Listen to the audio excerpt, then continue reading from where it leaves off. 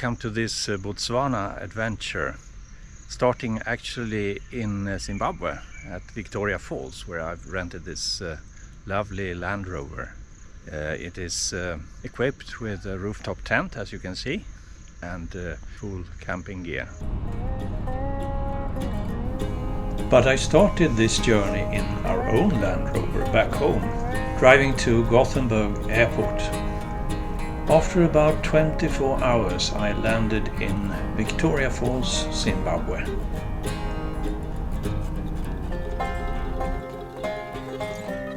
On the first day there was thick mist everywhere, but it soon gave way to the rising sun.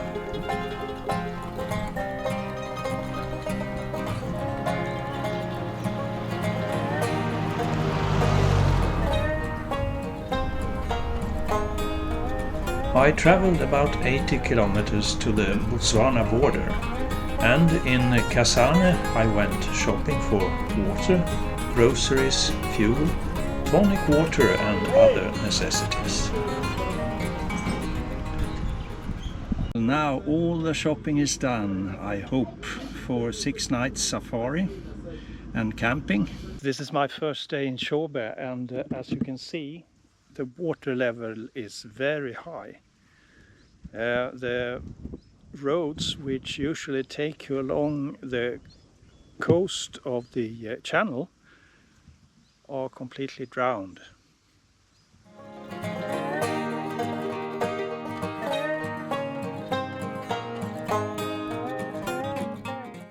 In the evening, collared pratincoles performed an aerial dance in their hunt for insects, and by the fire we could hear the Scops owl calling.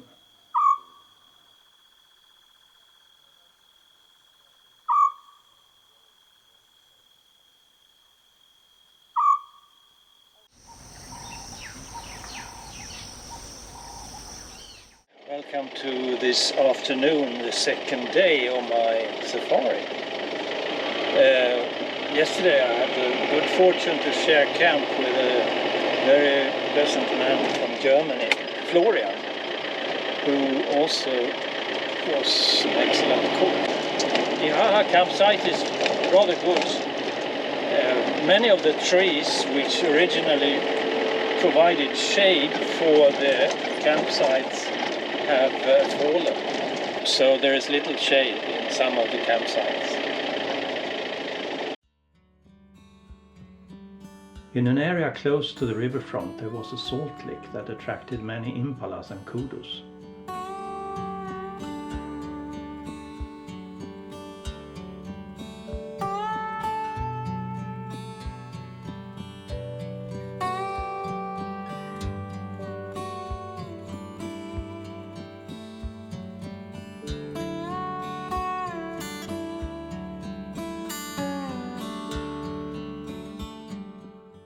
Good morning, this third day of my safari in Botswana.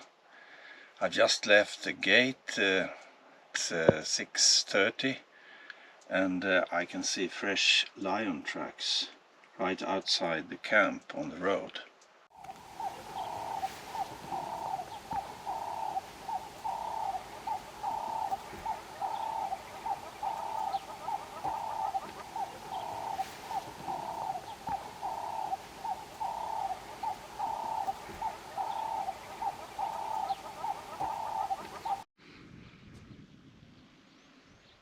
I was lucky this morning to spot the 2 lionesses outside camp. It's a fun fact that once you've seen a lion or a cheetah or a leopard, all the other animals look so much better.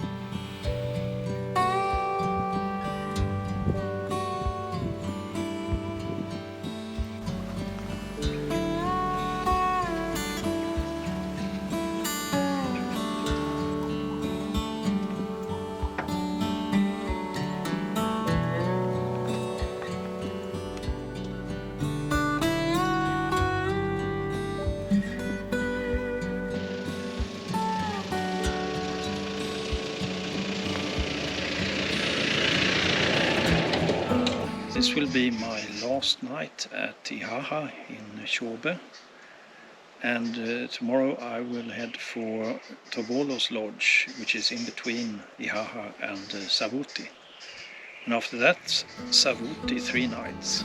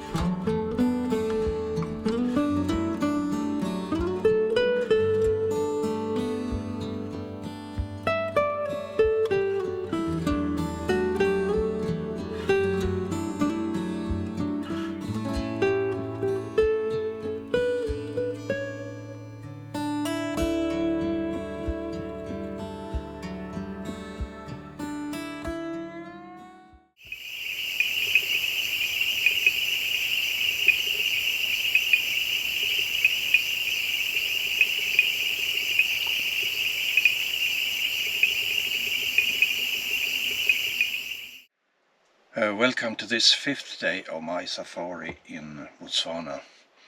It's 6:30 in the morning. I just started out from Ihaha camp. We're going south towards Ngoma Gate, and it's a beautiful morning.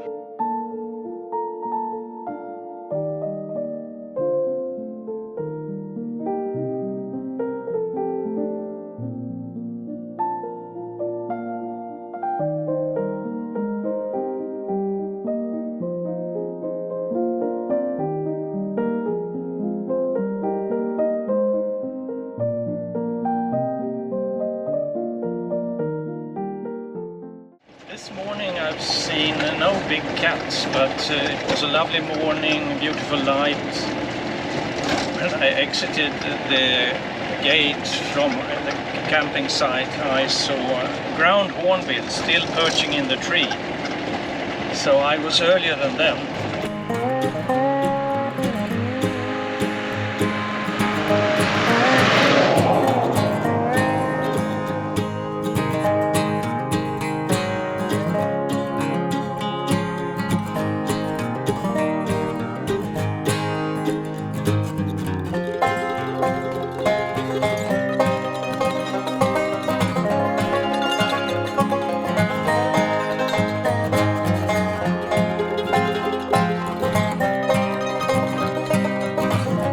Good morning, this is the 5th day of my safari. I stayed this night at Thobolo's lodge, which is very nice. They have a viewing deck over a waterhole, and they have campsites, but I stayed in one of the rooms. So now I'm heading for Savuti.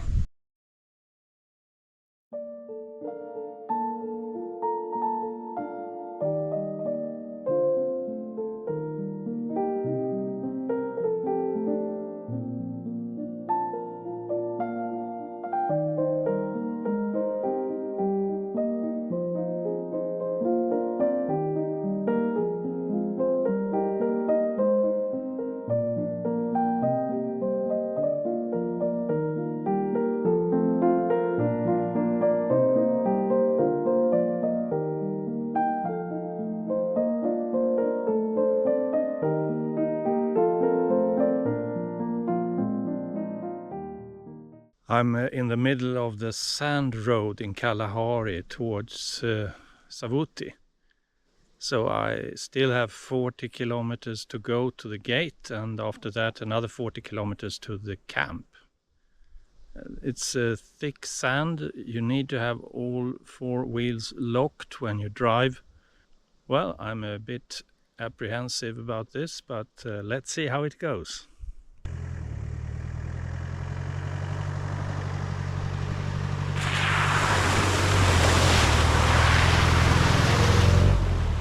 When I passed those water pools on the road, the deepest one had water rather high, so it flowed over the front bonnet. And Land Rover, you know, has very practical ventilation flaps that I had opened, but I didn't remember to close them before passing the water. It's never too late to learn. A nice campsite, a lot of shade, even running water. So I'm just going to settle in here and then prepare for the afternoon game drive.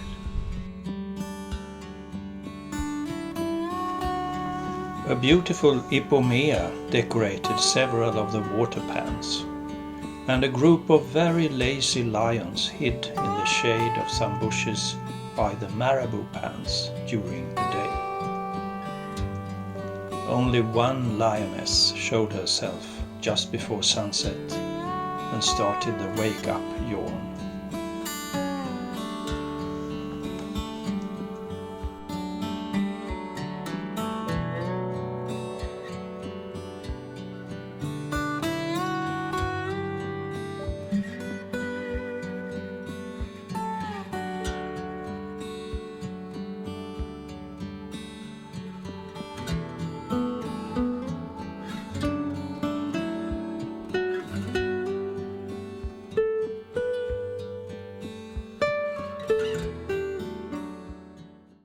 During the night we could hear lions roaring around the camp, and just outside the gate on the other side of the steel bridge there were a group of lions.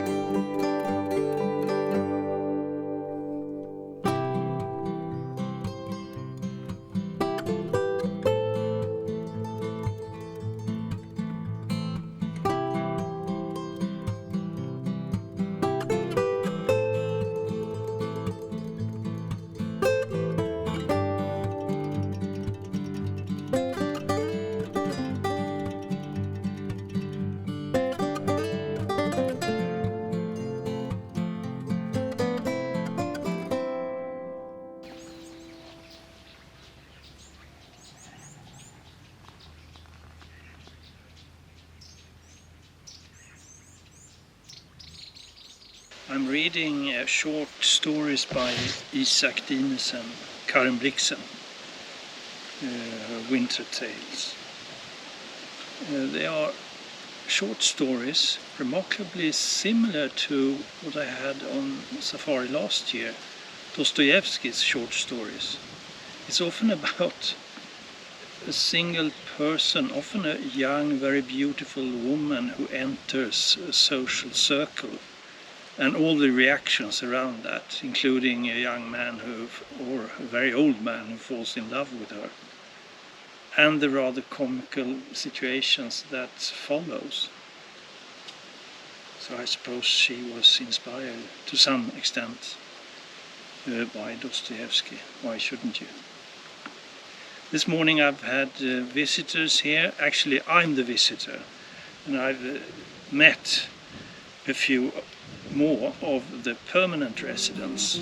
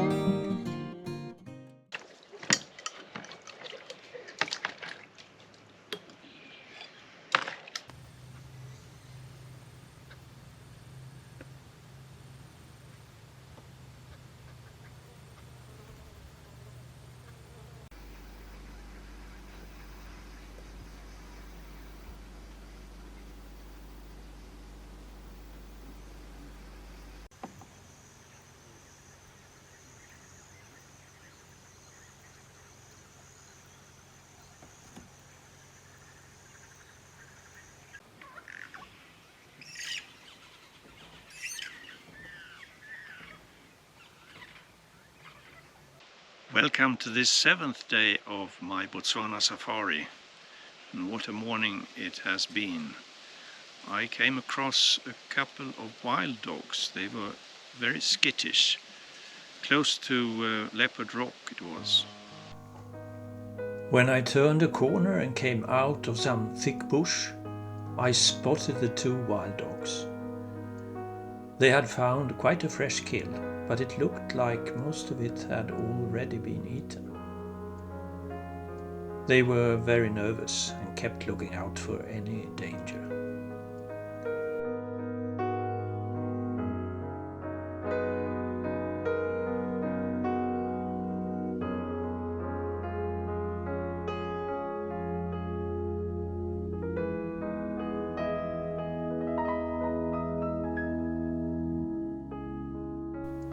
Eventually they abandoned the kill and trotted away to alert the rest of the pack.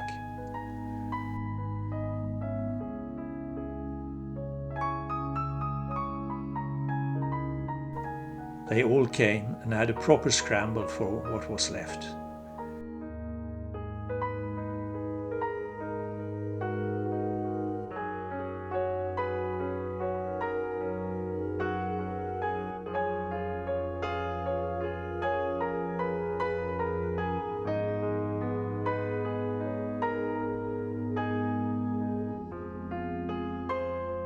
Then they started barking nervously and withdrew to give space for a lioness.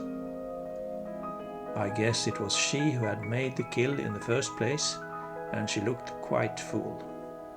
She didn't seem to like the smell of the wild dogs much.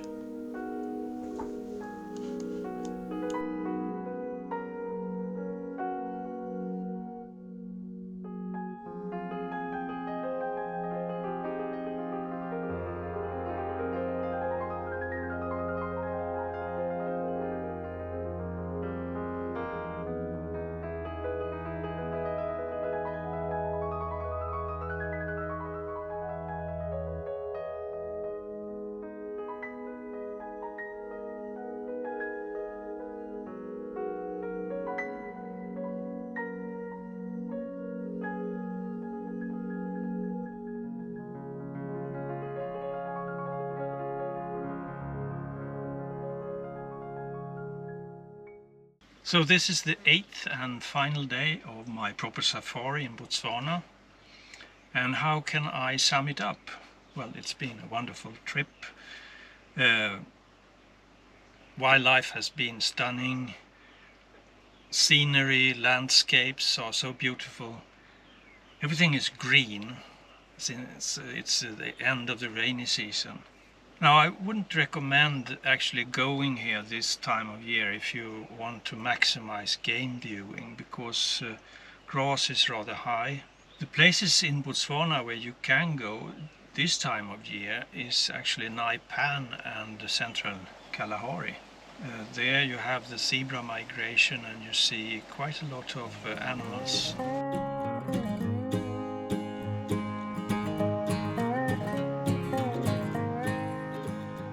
I had come to the end of my safari. As I drove back on sandy roads under high acacia trees, I reflected on my journey. It had been a great adventure, with fantastic sights and sounds, wonderful landscapes, and great support from friendly people all along the way. Botswana is a country to behold and return to.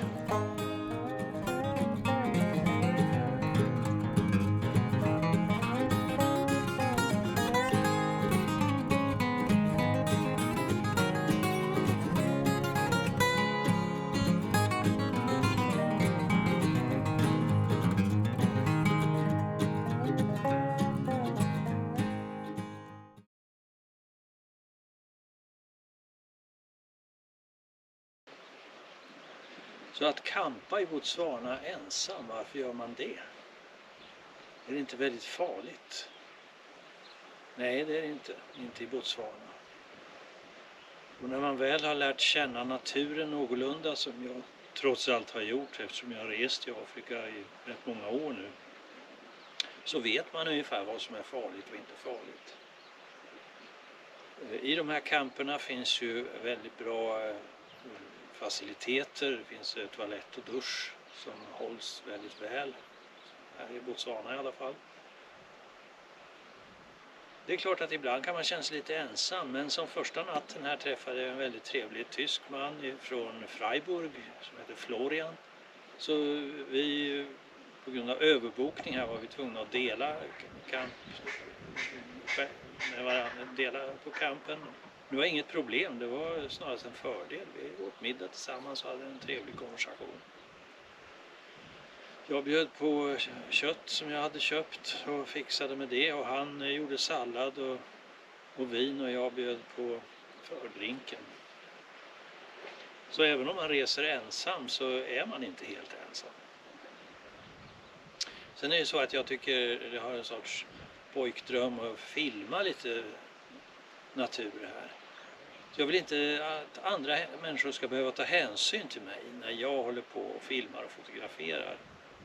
Jag känner på något sätt att jag anknyter till Afrika och naturen här. Det låter lite rousseanskt. Men på något sätt så gör jag det.